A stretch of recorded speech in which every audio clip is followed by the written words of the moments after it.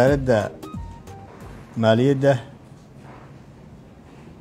iyo horumarinta dhaqaaluhu muhiim bay dalkan u tahay. waa wasaarad halbowle ah oo soo saarta wixii qaranku ku shaqaynayay. dardaaranka intii badnayd aan oran lahaa wasiirkaa yidhi kow waxaa loo baahan yahay dakhligii dalkani uu ku shaqayn lahaa iyo miisaaniyaddiisii iyo korarkeedii wuxuu dusha ka saaran yahay wasaaradda. waa ka warqabtaan howlo badan oon miisaaniyadda ku jirin baa soo kordhay. waxaa ka mid a inaynu ciidamo qaramaynay tiradoodu 6,000 dhaafayso.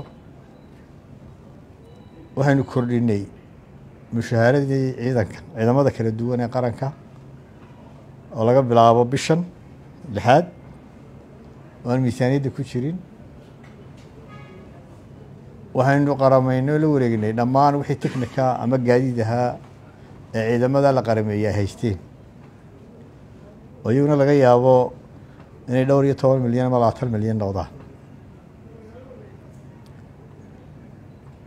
waxaynu doonaynaa waddankuna inuu horumaro oo adeegii kordhino oo biyo la helo oo caafimaad la helo oo iskuul la helo oo waddo la helo.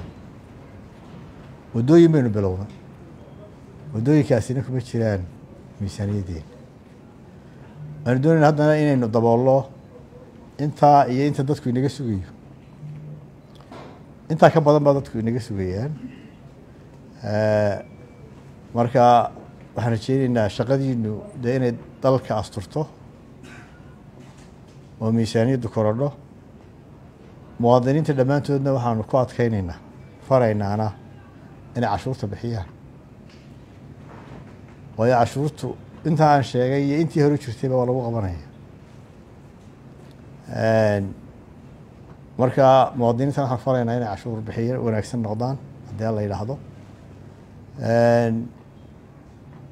maamul wanaaggu wadamada koritaankooda waa waxa ugu muhiimsan iyo in lala dagaalamo musuqmaasuqa.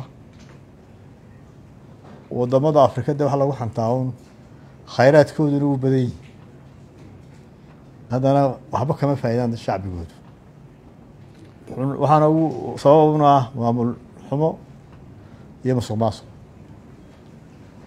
marka kaana dulqaadka xukuumaddu ee musuqmaasuqa waa zero. waan idinkula dardaarmaynaa cidaan de la tuhunsan yihi ma jirte laakiin idinkoo qura dardaarankoodi kuma socdo. dhammaan adeegayaasha qaranka ayuu ku socdaa. ama wasiir ha noqdo ama wasiir ku-xigeen ha noqdo ama agaasimo guud ha noqdo ama agaasimo ha noqdo ama shaqaale ha noqdo. fariintu dhammaantooday ku socotaa. marka waxaan idin rajeynayaa khayr. waxaan idin farayaa un dadaalka haysaan waa haysaane inaad sii kordhisaan. aad baan idinku mahadnaqayaa.